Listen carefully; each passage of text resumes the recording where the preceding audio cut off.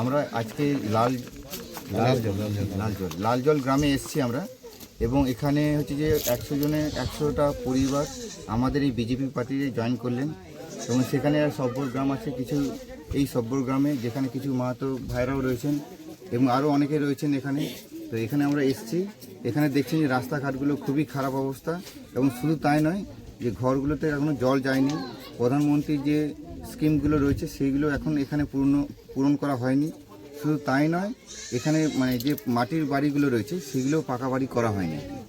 তো এখানকার লোকজনেরা খুবই খারাপ অবস্থার মধ্যে রয়েছে, তাই জন্য আজকে ওনারা টিএমসি ছেড়ে এখানে বিজেপিতে জয়েন করলেন। আর তৃণমূলে থেকে এবার একদমই তাই। জঙ্গলমহলের মানুষ তৃণমূল এবং তৃণমূল কংগ্রেসের যে প্রার্থী বীরবাহা হাঁসদা, দুটোর প্রতিই বিরক্ত। এই মানুষের স্বতঃস্ফূর্ত যোগদান তারই জ্বলন্ত উদাহরণ। আমরা জিতে গেছি অলরেডি, সেটা আপনারা 4 তারিখ রেজাল্টের পরে জানতে পারবেন। আর আমাদের প্রতিদ্বন্দ্বী কেউ নেই এই বিধানসভাতে। প্রতিদ্বন্দ্বী তারাই সিপিএম এবং তৃণমূল। শুধু সেকেন্ড স্থানে কে আসবে তার জন্য তাদের প্রতিদ্বন্দ্বিতা চলছে। আমরা অলরেডি জিতে গেছি, এটা ভাবার কোনো কারণ নেই। আজকে পাটাঘরে 100টি পরিবার, সব্বর, মাহাতো এবং আদিবাসী মিলে 100টি পরিবার ভারতীয় জনতা পার্টিতে যোগদান করল। গত সময় বলেছি যে আমাদের বীরবাহা হাঁসদার প্রতি এই জঙ্গলমহলের মানুষ একেবারেই বিরক্ত। তার কারণ ঝাড়খণ্ড পার্টি নরেন এই দলটা করতে যে আমাদের বৃদ্ধ অবস্থাতে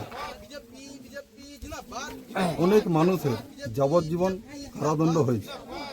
কি আদর্শে, কি নীতিতে আজকে ওনার মেয়েকে দেখে মানুষ ভোট দিবে, এর উত্তর হয়তো ওনারাই বলতে পারবেন। মানুষ আর চাইছে না, ওই পরিবারবাদের থেকে মানুষ মুক্তি চাইছে, এবং ভারতীয় জনতা পার্টির হাত ধরে যাতে সার্বিক পশ্চিমবাংলা তথা আমাদের বিধানসভাতেও উন্নয়নের জোয়ার, শিল্পের জোয়ার, শিক্ষা, স্বাস্থ্য সার্বিকভাবে একটা উন্নয়নের জোয়ার বয়ে, যার জন্য মানুষ আজ ভারতীয় জনতা পার্টিতে শয়ে মানুষ সামিল হচ্ছে। কি কি আমরা তাহলে কি খাবো বলো? তাহলে পুকুরের জল খাবো?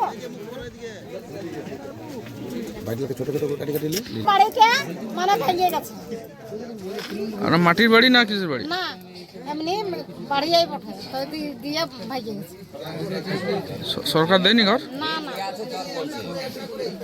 এই জন্য কি আপনারা বিজেপি